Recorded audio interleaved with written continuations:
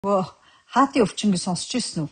Би бол хаа нэгтээ хаатын өвчин гэж сонсч ирсэн. Гэхдээ нөгөө яг хаатын өвчин гэдэг нэршил нь бол хизээнээс гарсан бэ гэсэн чи хаатын өвчин гэдэг чинь бүр эртний Египтийн үед л одоо хаатын өвчин гэж гарсан юм байна. За тэр Шекспир, Диккенс энэ төр зохиолуудаа тэр хаатын өвчний талаар бүр биччихсэн юм байна. Хаатын өвчин гэж одоо юу хэлээд байгаа юм бэ гэсэн чи биднээс нэрлэж заншнаар нөгөө тулаа өвчнийг хэлээд байгаа юм. Тулаа гэдэг юм уу, тулуу гэдэг юм өвчнийг хаатын өвчин гэж нэрлэдэг юм байна. За энэ болохоор одоо тулаа өвчин 90 оноос хойш нийтдээ 22% өссөн юм байна. За сүүлийн жилүүдэд одоо 55 сая хүн одоо онцлогдсон гинэ тулуу өвчнөр.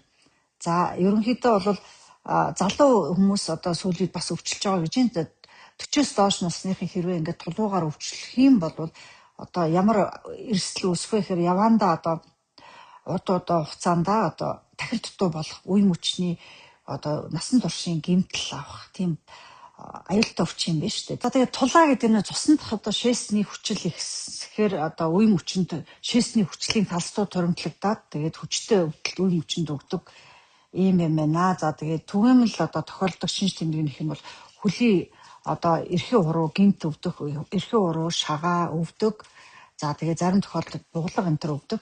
Үе улаагаад хавдаад халуун оргоо зарим тохиолдолд халуурдаг гэж байгаа. За маш хүчтэй одоо өвдөлт өгдөг. Ялангуяа одоо шөнийн цагаар их өвддөг гинэ. Өвдөлт нь болохоор одоо хэдэн өдрөөр хэдэн 7 хоногоор одоо өвдөх магадлал байдаг. За эрсдэл нь юу гэхээр одоо цусан дах шээсний хүчил ихснээс болдог. За илүүдэлжингээс за тэгээ арх гих уудаг хүмүүс, за улаан мах, дотор мах, зарим далайн одоо бүтээгдэхүүн хэрэгэлдэг ийм тохиолдолд бас ингээд шээсний хүчил нэмэгддэг юм байна. За бөөрийн хэм алдагдал, за мөн удамшил бас нөлөөлдөг юм байна. За хэрвээ их зочмог одоо энэ өвдөд ах юм бол мэдээж хэрэг эмчлэн. За энийг бол тодорхой хэмжээний стероид хэрэглэн нөгөө шээсний хүчлийг одоо багасгах хэмийг удаан хугацаанд одоо бууруулах хэмийг эмч бичиж өгдөг. Тэгэхээр за нэгэнт одоо тулаагаар онцлогдсон бол амьдралынхаа хэм маягийг өөрчлөөд одоо жингээ хасаад, за ягаад гэхээр энэ жин ихтэй тарган хүмүүс бас их тохиолддог учраас жингээ хасаад, за тэгээд аль болох арх дарс шар аригнаас татгалзаад ус их хэмжээгээр уух хэрэгтэй. Ус ууснараа нөгөө бөөрөнд байгаа одоо шээсний хүчлийг хөөж гаргахад туслага. Гэхдээ яг хуу таны бөөр хэрөө өвддөг, бөөрийн өрөвсөлтэй байх юм бол эмчээс зөвлөгөө аваараа хэр хэмжээний ус уухыгаа бас асуугаараа гэсэн мэлээ. За бас нэг юм сонирхолтой судалгаа байдаг юм байна.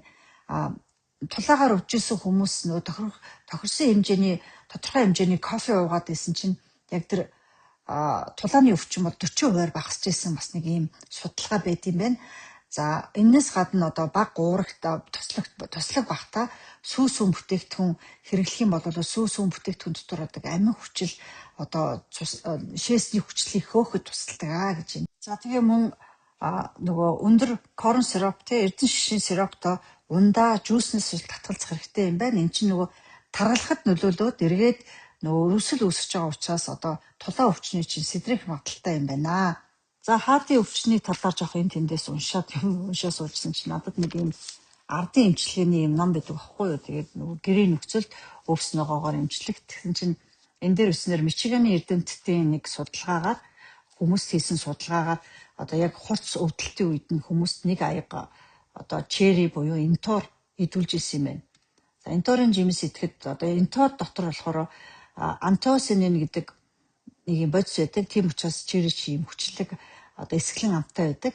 За чери маш өндөр антиоксидант учраас одоо өрөвсөл намдаадаг. Тэгэхээр магадгүй шээсний хүчлийг одоо саармагжуулах талтай юм аа гэж үзэж байгаа юм байна. Тэгэхээр одоо бас энтор яг хүчтэй өвдөлтийнхөө үед энтор юм уу черийг бас идээд үзээрэй.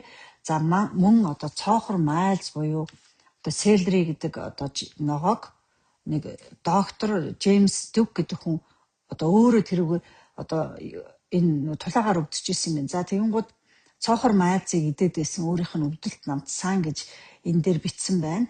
Тэгэхээр яг та нар энтор Джеймсийг цоохор майлзыг тодорхой хэмжээгээр идээд туршаад үзээрэй.